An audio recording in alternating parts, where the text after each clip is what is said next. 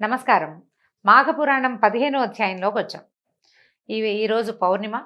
పూర్ణిమ నాడు చేయవలసిన విధి విధానాలు, స్నాన సంధ్యాదులు ఎలా చేయాలి, ఏమి దానం చేయాలి అవన్నీ నిన్నటి అధ్యాయంలోనే మనం చెప్పుకున్నాం. పూర్ణిమ స్నాన విధిని, భగవదారాధనని పూర్తి చేసుకున్నాక చక్కగా కూర్చుని సాంగంగా మాఘపురాణ శ్రవణం చేయండి. కృష్ణమధుడు కథ గురించి చెప్పుకుంటున్నాం కదా. అంటే తపస్సు చేసినటువంటి బ్రాహ్మణుడికి శ్రీహరి విష్ణుమూర్తి ప్రత్యక్షం అయ్యాడు. ముందు భాగంలో ఏం చెప్పుకున్నాం, ఆయన తపస్సు చేసి ఒక కుమారుణ్ణి కన్నాడు. మళ్ళీ తపస్సు చేస్తున్నాడు ఈసారి. అయితే విష్ణుమూర్తి వచ్చి, అయ్యా ఇంతకు ముందు ఒకసారి నువ్వు తపస్సు చేసావు, అప్పుడు నేను నీకు వరాన్ని కూడా ఇచ్చాను, నువ్వు నా కోసం మళ్ళీ ఎందుకు తపస్సు చేస్తున్నావు అని అడిగాడు. అడిగేసరికల్లా బ్రాహ్మణుడు దుఃఖంతో ఏమన్నాడంటే, నాకు పుత్రవరాన్ని ఇచ్చే సంతోషాన్ని కలిగించావు తండ్రి, సంతానం కోసం అడిగాను, సంతానాన్ని ప్రసాదించావు. అయితే నారద మహర్షి మా ఇంటికి వచ్చి ఈ పిల్లాడికి 12 ఏళ్లే ఆయుర్దాయం అని చెప్పాడు. లేక లేక కలిగిన కుమారుడు అల్పాయుష్కుడైతే ఎట్లా, నువ్వు ఇచ్చిన వరం వృధా పోతుందని బెంగబడి మళ్ళీ నీకోసం తపస్సు చేశాను స్వామి, నా కష్టాన్ని తీర్చమని అడిగాడు. అడిగితే అప్పుడు విష్ణుమూర్తి ఏం చెప్పాడంటే, ఉత్తముడైన నీ కుమారుడికి, అంటే చాలా బుద్ధిమంతుడు వరప్రసాది అయినటువంటి నీ కుమారుడికి, వరప్రసాదుడు కదా, మరి విష్ణుమూర్తి వరం వల్ల పుట్టాడు, అతనికి 12 ఏళ్లే ఆయుర్దాయం ఉండటానికి ఒక పూర్వ కథ ఉంది. ఏంటంటే, నీ భార్య పూర్వజన్మలో చేసిన దోషమే దీనికి కారణము అని చెప్తున్నాడు. పూర్వజన్మలో కూడా ఇతను జ్ఞానశర్మగా ఉన్నాడు. ఎవరు ఇప్పుడు ఈ కథ చెప్పుకుంటా, ఈ తపస్సు చేసిన బ్రాహ్మణుడు జ్ఞానశర్మ. ఇప్పుడు ఈ జన్మలో ఇతని భార్యే, కిందటి జన్మలో కూడా అతని భార్యట. అయితే ఆ జన్మ యందు జ్ఞానశర్మ మాఘవ్రతాలు విశేషంగా చేసేవాడట. మాఘ స్నానం చేయాలని, మాఘ పౌర్ణమి వ్రతాన్ని చేసుకోవాలని భార్యకు ఉపదేశించాడు. ఆమె ఎంతో భక్తి శ్రద్ధలతోటి మాఘ స్నానం చేసింది, మాఘమాసం అన్నాళ్ళు చేసుకుంది చక్కగా. పౌర్ణమి నాడు వ్రతం చేసి పాయసాన్ని దానం చేయటం మర్చిపోయిందట. పాయస దానం చేయలేదు. ఆ దోషం వల్ల నీ భార్య పుత్రవతి కాలేదు. పాయసం దానం చేయకపోవటం వల్లే పుత్రవతి కాలేదు. నువ్వు నిశ్చల భక్తితోటి మాఘవ్రతాన్ని చేయటం వల్ల పూర్వజన్మలో ఉన్నట్టే ఈ జన్మలో కూడా నీకు విష్ణు భక్తి కలిగింది. నేను నీ తపస్సుకి వరం ఇచ్చినప్పటికీ గత జన్మలో నీ భార్య చేయవలసిన మాఘ పూర్ణమి నాటి పాయసదానం చేయకపోవటం వల్ల ఈ పిల్లవాడు, అంటే చేయకపోవటము, భర్త చెప్పినా కూడా చేయకపోవటం, ఆమె మర్చిపోవటం ఒకటి, భర్త మాటని అంటే తృణీకరించడం, జ్ఞాపకం చేసుకోకపోవటం, ఆ 2 దోషాల వల్ల నీ పిల్లడికి 12 ఏళ్లకి గండ ఉందని నారదుడు చెప్పాడు. కాబట్టి మాఘమాస వ్రతం నందలి గంగోదక బిందువులతోటి నీ పుత్రుని తడుపు, ఇందువల్ల గండదోషం పోయి నీ పుత్రుడు చిరంజీవి అవుతాడు అని చెప్పాడు. మాఘ వ్రతం చేసుకుంటున్నప్పుడు ఆ గంగ ఉదకం తెచ్చుకుంటాం, కలశోదకంతో ఈ పిల్లవాడిని కనుక తడిపితే అభిషేకం లాగా, అంటే అతని అవబృధ స్నానం లాంటిది చేయిస్తే ఈ గండం తొలుగుతుందని చెప్పాడట. మాఘ స్నానము ఆయువును, ఆరోగ్యాన్ని, ఐశ్వర్యాన్ని ఇస్తుంది. మాఘం తర్వాత మాఘస్నానం చేయని వారికి వారి సంతానానికి ఆపదలు కలుగుతాయి. అంటే మాఘస్నానం అందరు చేయరు కదండి, వాళ్ళందరికీ వస్తాయి అంటే అందరికీ ఎందుకు వస్తాయోనండి, అలా అనిపించదు. నీకు స్నానం చేయాలనే విధి, నీకు ఒక విధానం ఉంది, నీకు ఎవరైనా చెప్పారు స్నానం చెయ్యాలి అని, నేను చెయ్యను అని మానేసిన వాళ్ళకి ఇలాంటివి వస్తాయి. నిరాకరించిన వాళ్ళకి, తృణీకరించిన వాళ్ళకి ఇలాంటి సమస్యలు వస్తాయి. అసలు మాఘస్నానం గురించే తెలీదు, వాళ్ళకేం అవ్వదు, వాళ్ళకి ఏమవ్వాలో వాళ్ళ కర్మానుభవం ద్వారా అదే అవుతుంది. ఈ తప్పు చేయటం వల్ల రావాల్సినటువంటి కష్టాలన్నీ తెలిసి చేయకుండా నిర్లక్ష్యం వహించిన వాళ్ళకి అని మనం అండర్లైన్ చేసి పెట్టుకోవాలి ఎప్పటికప్పుడు. తర్వాత ఏం చెప్తున్నారు, గత జన్మలలో చేసిన వారికే మాఘవ్రతం ఆచరణ. ఇది ఎలా ఉంటుందంటే, ఈ కిందటి జన్మలో మాఘవ్రతం చేస్తున్న వాడికి ఈ జన్మలో ఆటోమేటిక్గా చేద్దాం అనిపిస్తుందట, మళ్ళీ మనం మానవులుగానే పుడితే. లేదా మనకి ఈ జన్మలో మనకి పుణ్య విశేషం ఉంటే నాబోటి అమలక్కలో చెప్తారు, మాఘస్నానం చేస్తే మంచిది, పోనీ 4 ఆదివారాలు చేసుకోండి. నేను అలాగే చెప్తాను కదా, ప్రతిసారి మనం అదే అనుకుంటాం. చూడండి, మాఘమాసం అంతా స్నానం చేస్తే చాలా మంచిది, పోనీ చేయలేవు. ఆదివారాలు 4 ఆదివారాలు చేయండి, పోనీ అది చేయలేరు. 2 ఏకాదశుల నాడు చేయండి, శుక్ల ఏకాదశి, బహుళ ఏకాదశి 2 ఉన్నాయి, 2 ఏకాదశుల నాడు చేయండి. అబ్బాయి అది కూడా మా వల్ల కాదండి. పౌర్ణమి నాడు చేయి మాఘస్నానం, అది కూడా నా వల్ల కాదు. కానీ రథసప్తం పాలు పొంగించుకుంటారు అందరూ, ఆ రోజున చేయి, కనీసం ఏదో ఒక రోజైనా చేయమని ఎవరైనా మనకి చెప్పారనుకోండి, ఆ విధానాన్ని పాటించాలి. మంచి ఎక్కడున్నా తీసుకోవాలండి. ఇప్పుడు స్నానం చేయటం మంచి అంటే కాదు, మరి మంచే కదా. స్నానం చేయి, పొద్దున్నే లే, దేవుడికి దండం పెట్టుకో. పోని పెట్టవు దేవుడికి దండం, సూర్యుడికి పెట్టు దండం. సూర్యనారాయణమూర్తికి దండం పెట్టుకోవచ్చు కదా. దానివల్ల సూర్యకిరణాలు ఒంటి మీద పడితే స్కిన్, హెయిర్ అన్నీ బాగుంటాయండి. కళ్ళకి, చర్మానికి, జుట్టుకి మూడిటికి మంచిది. దీంతో పాటు బుద్ధికండి. దాంతోపాటు ఇంకొకటి ఉంది మనకేంటంటే, ఈ సూర్య కిరణాలు, తొలి కిరణాలు అట్లా కంట్లోకి, ముఖంలోకి వెళ్తే ఏమవుతుందంటే పాజిటివ్ ఎనర్జీ పెరుగుతుంది.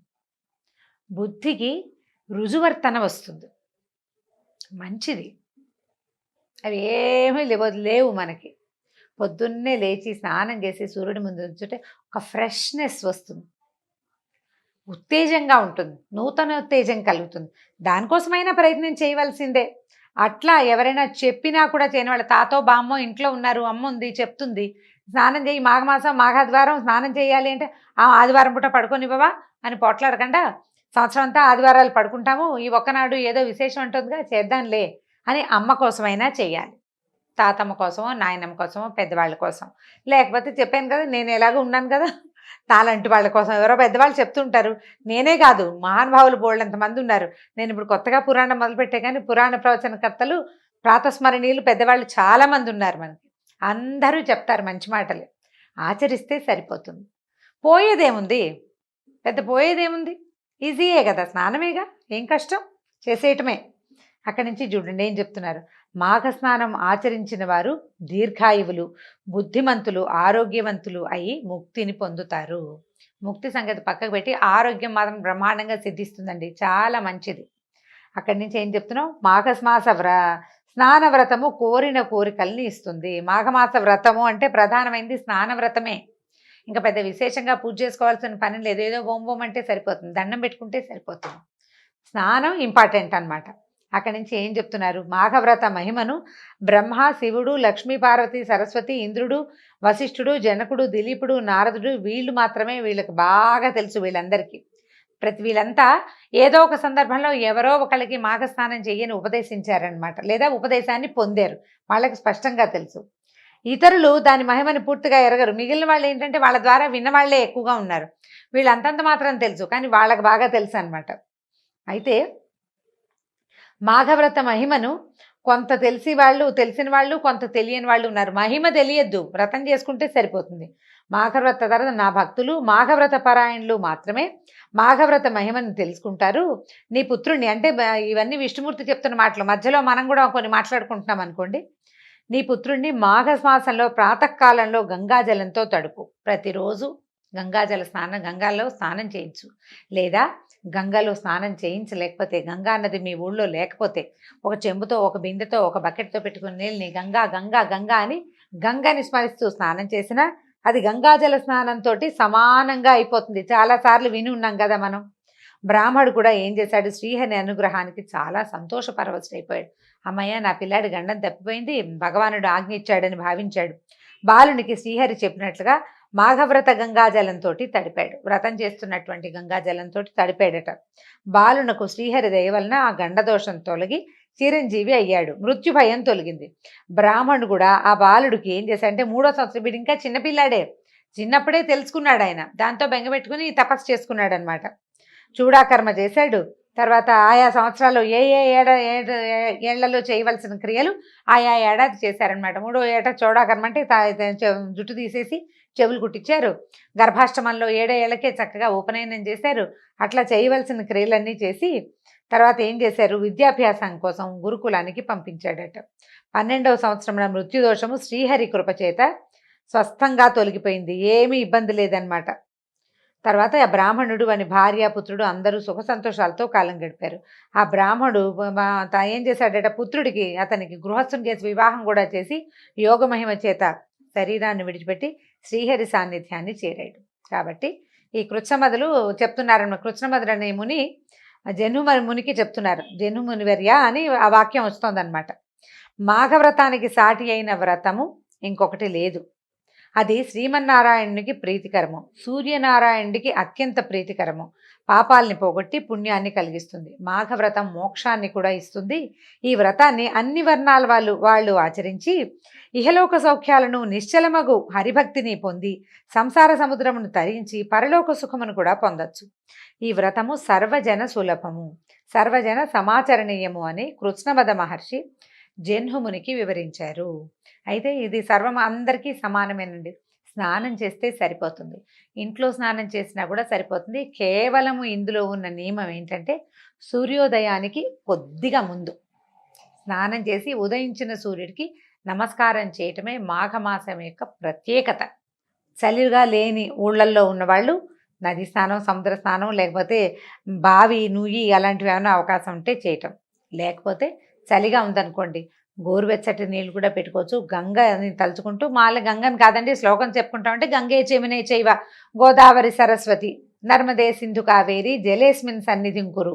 ఈ శ్లోకాన్ని చెప్పుకుంటూ కూడా చక్కగా స్నానం చేసేసి సూర్యుడికి నమస్కారం చేసుకోండి.